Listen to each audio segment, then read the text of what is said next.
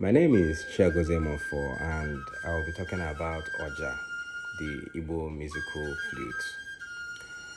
OJA as an instrument is fundamentally employed for performance composition of melodies.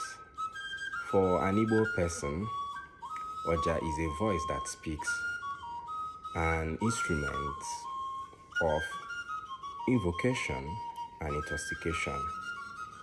OJA add value, life, and relevance to Igbo culture when played.